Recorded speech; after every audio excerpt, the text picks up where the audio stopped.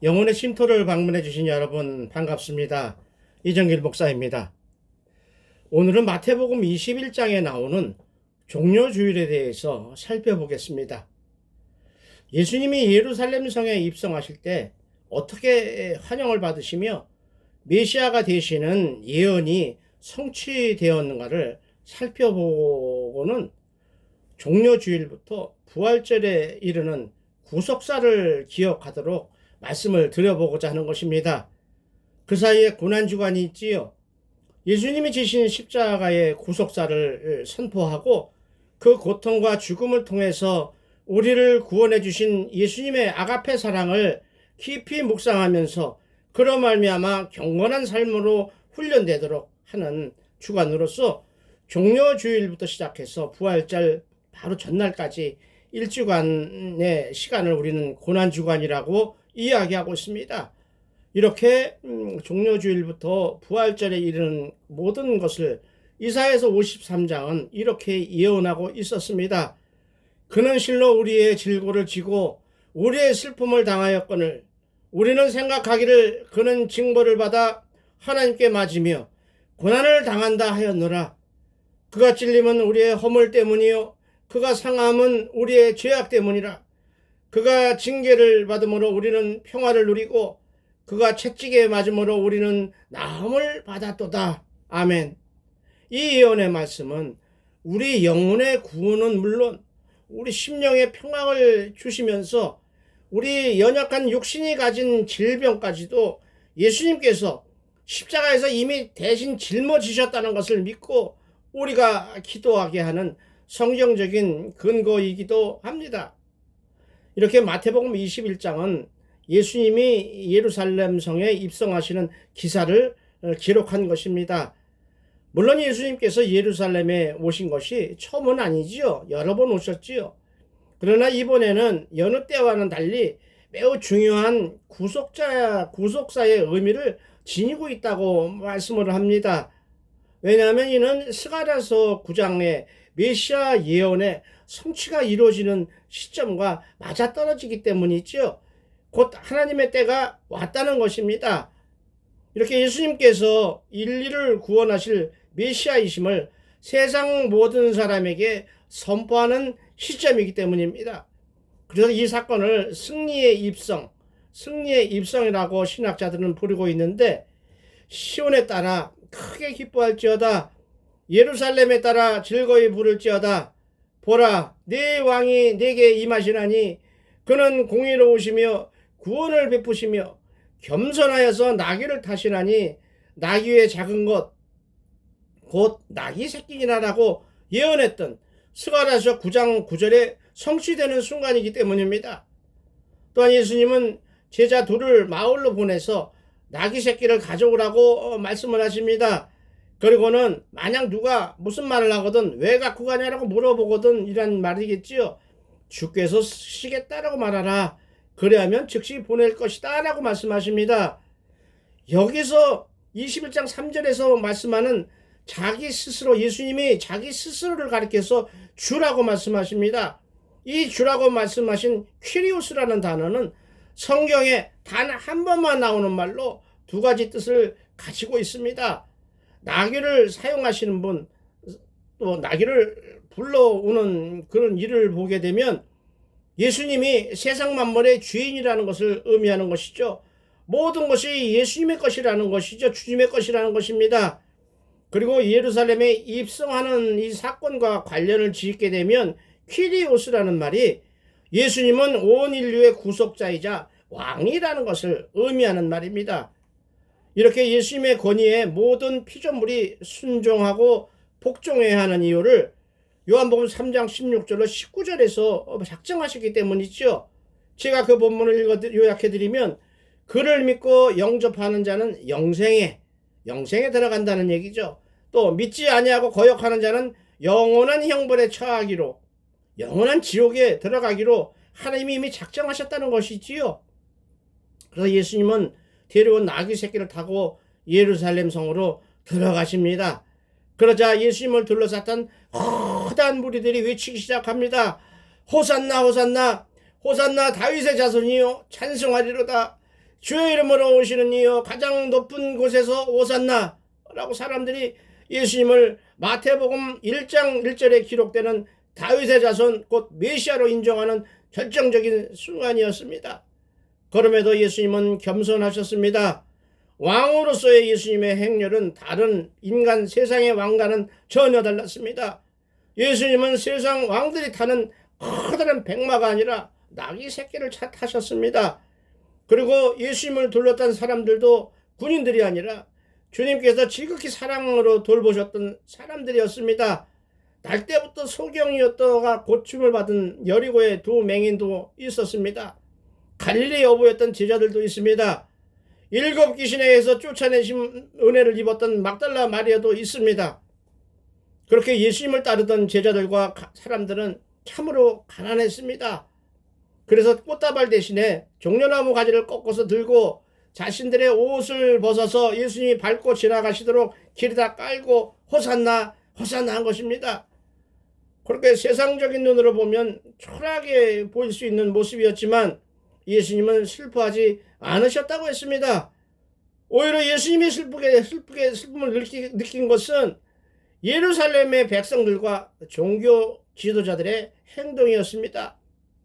할 수만 있으면 세상 모든 사람에게 은혜를 베푸시고 구원하시기를 원하시는 하나님께서는 에스겔서 33장에서 악인이 죽는 것을 기뻐하지 아니하고 악인이 그의 길에서 돌이켜 떠나서 사는 것을 기뻐하신다고 우리에게 말씀하셨습니다. 그러나 불행하게도 그들은 예수님이 자기들의 욕심을 채워주는 분이 아님을 아는 순간 예수님을 배반하고 대적하는 편에 서게 됩니다. 마태복음 27장에는 빌라도 총독이 유대인의 명절 때에 죄수 1명을 풀어주는 전례에 따라서 사형수인 바나바라는 사람과 예수 중에 누구를 놓아주기를 원하느냐라고 물었습니다. 그런데도 유대인들은 바나바를 놓아주고 예수님을 십자가에 못 박아라고 소리를 지릅니다. 불과 3일 전만 해더라도 호산나 호산나 다윗의 자손이여 라고 메시아를 환호하던 인간들의 패역한 모습입니다. 그렇다면 예수님은 왜 오셨습니까? 조금 전에 읽어드렸던 이사야서 53장을 다시 한번 제가 봉독해드리면 그는 실로 우리의 질고를 지고 우리의 슬픔을 당하였거늘 우리의 아픔, 슬픔을 당하였거늘 우리는 생각했다는 얘기다. 인간들은 그가 징벌을 받아서 하나님께 맞으며 고난을 당한 이유는 우리 때문이 아니라 자기 죄 때문일 것이다. 그런데 사실은요, 그가 찔림은 우리의 허물 때문이요, 그가 상함은 우리의 죄악 때문이라. 그가 징계를 받음으로 우리는 평화를 누리고 그가 채찍에 맞음으로 우리는 나음을 받았도다라고 하는 이사야서 53장의 예언이 우리를 살리고 우리를 회복시키고 우리로 소망을 가지게 했다는 것을 우리는 기억할 수 있기를 원합니다. 그런데 사람들은 예수님을 찾는 이유가 다른 것 같습니다. 마태복음 11장을 보면 전에도 지금 한번 이야기한 기억이 있지요. 세례 요한의 연약한 모습이 나옵니다.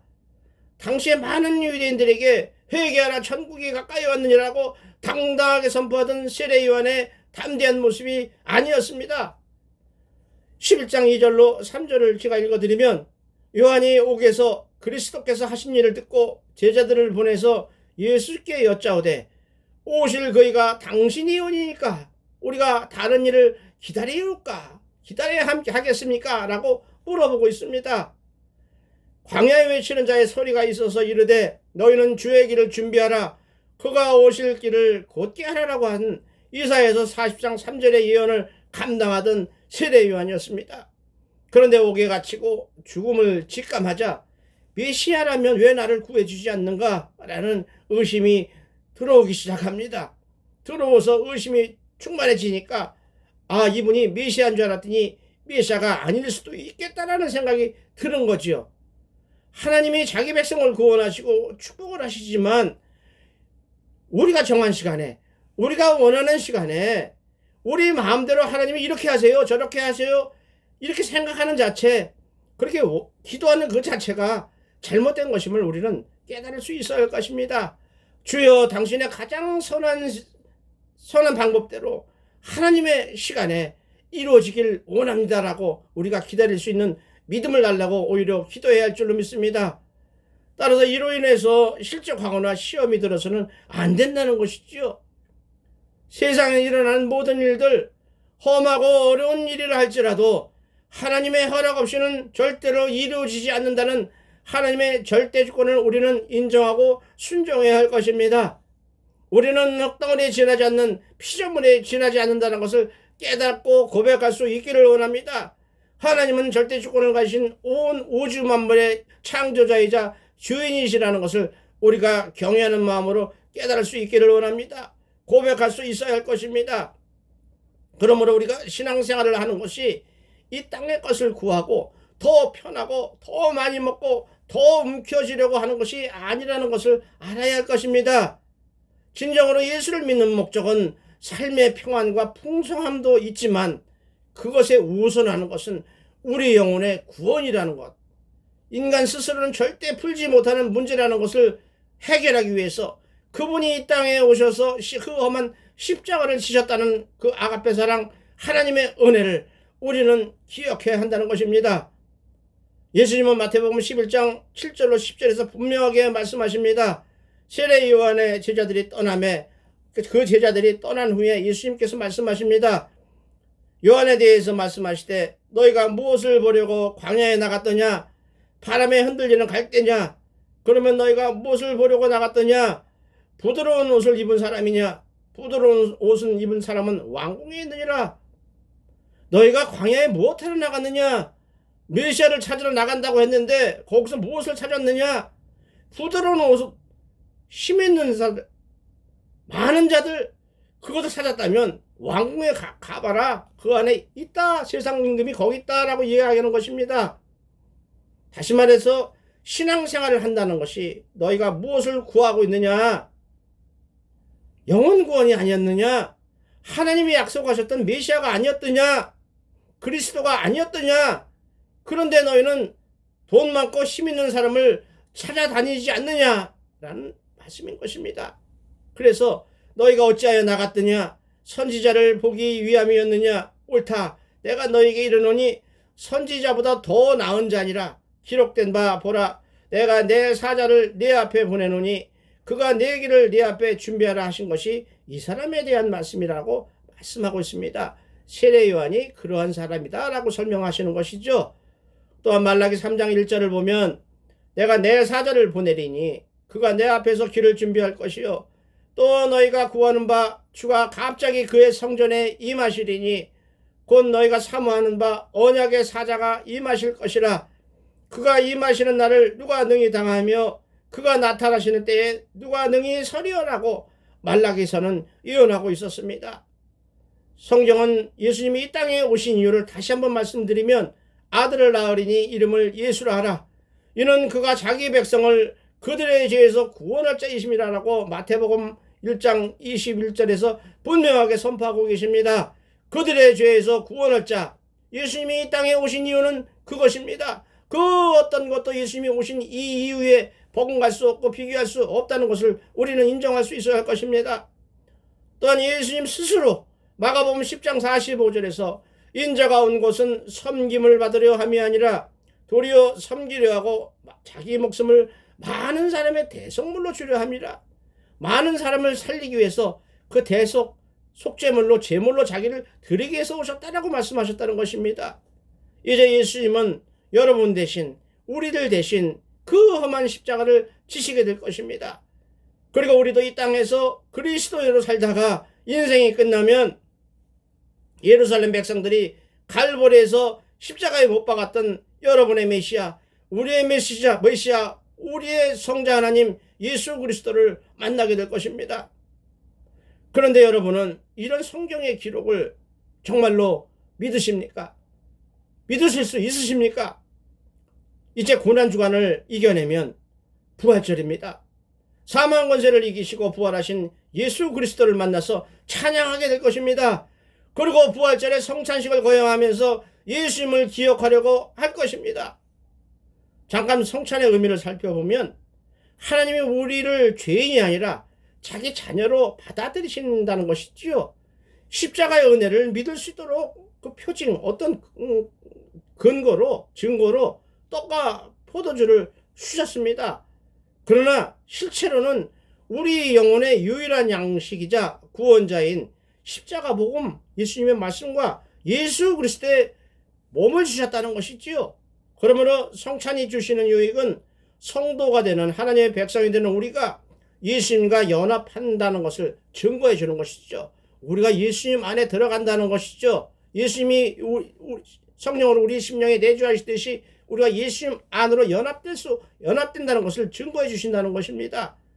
우리가 예수님 안에 연합해 있으므로 기도할 때나 말씀을 묵상할 때나 말씀을 들을 때에 언제나 하늘 보좌의 하나님 옆에 계신 하나님의 임재를 만나고 볼 수 있다는 말씀입니다. 참으로 귀한 은혜인 것입니다.